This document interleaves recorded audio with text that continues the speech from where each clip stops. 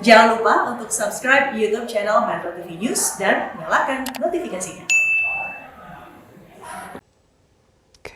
Ya, Timnas Garuda Muda meraih perunggu setelah berhasil mengalahkan Malaysia lewat drama adu penalti.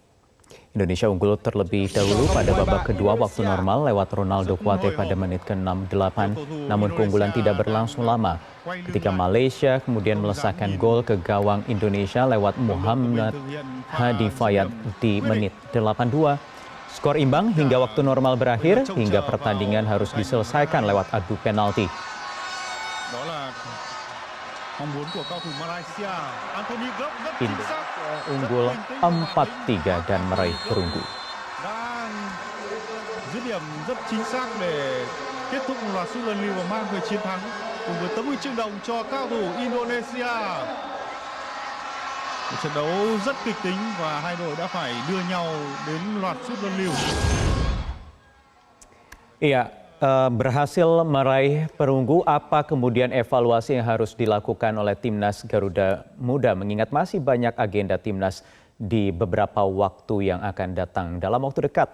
Kemudian PR besar bagi pelatih kepala Sintayong agar bisa menjawab harapan publik sepak bola harus diapakan kira-kira Timnas Garuda ini. Saya akan bahas hal ini bersama analis sepak bola Tommy Welly. Bung Towel, perunggu akhirnya. Bung Towel, bagaimana tanggapan Anda setelah berjuang di Vietnam? Iya, yang pertama apresiasi dulu perjuangan Timnas Indonesia U23 meraih perunggu karena memang perjuangan yang tidak mudah lawan Malaysia ya. Walaupun kalau kita lihat lawan Malaysia selalu bisa lebih hidup, lebih cair permainan Indonesia dengan skuad yang terbatas karena kartu merah dan cedera. Tetapi overall lawan Malaysia permainan lebih hidup dan lebih cair. Jadi apresiasi dulu itu. Yang kedua, secara target tentu gagal memenuhi target karena perunggu bukan target sepak bola. Setelah bertahun-tahun SEA Games menunggu sekian lama 31 tahun, medali emas terakhir tahun 91, jelas target adalah medali emas, yang artinya Timnas Indonesia gagal memenuhi target medali emas itu. Karena juga ini menjadi janji Ketua Umum Iwan Bule saat terpilih sebagai Ketua Umum PSSI 2019 kan, bahwa 2021 SEA Games 2021 medali emas. Nah ini yang perlu menjadi catatan sebetulnya gitu loh. Apa evaluasinya kemudian? Apa yang harus dilakukan oleh PSSI dan juga pelatih STY? Ya, yang jadi handicap menurut saya sih karena Juni ada kualifikasi Piala Asia. Ini situasi yang nggak mudah. Tetapi kalau kita bicara evaluasi harus dilakukan apapun itu, federasi, PSSI dan juga pelatih harus melakukan evaluasi. Kenapa? Karena ternyata kita masih sulit bersaing atau memenuhi target medali emas di level Asia Tenggara. Jadi sampai saat ini kita berkutat untuk mencapai target medali emas dan itu gagal. Meski kita sudah menggunakan pelatih sekaliber Sintayong. Artinya kita evaluasi bukan ingin menimpakan kesalahan pada Sintayong, tetapi harus ada yang bertanggung jawab. Harus ada yang bertanggung jawab dengan pencapaian seperti ini gitu loh. Ya, oke. Jadi tidak bisa dibebankan sepenuhnya ke pelatih kepala begitu ya.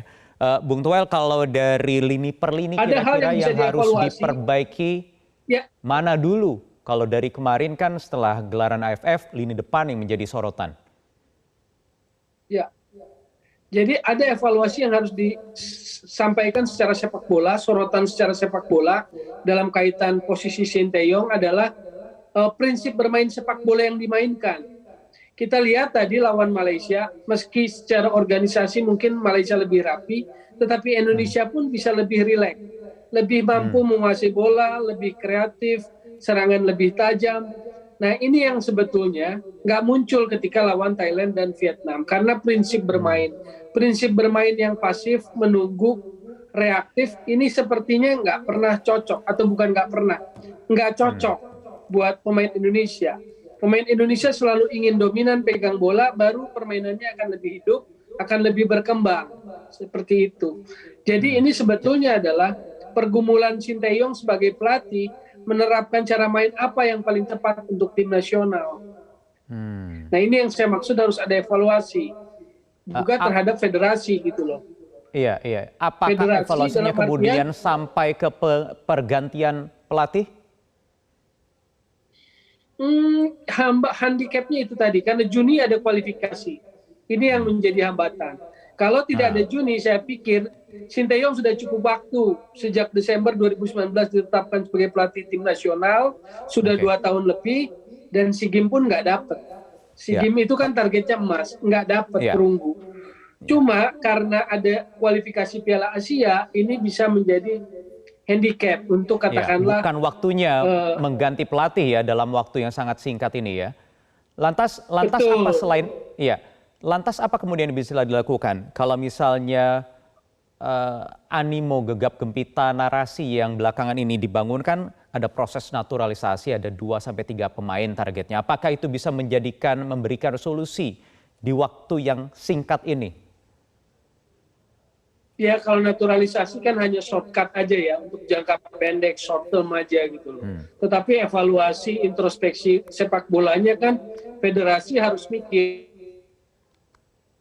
Apapun yang melatih timnas Indonesia, baik itu Jurgen Klopp, mungkin nggak akan Klopp saat pegang timnas Indonesia ketika shortnya, sumbernya, dapurnya nggak diberesi.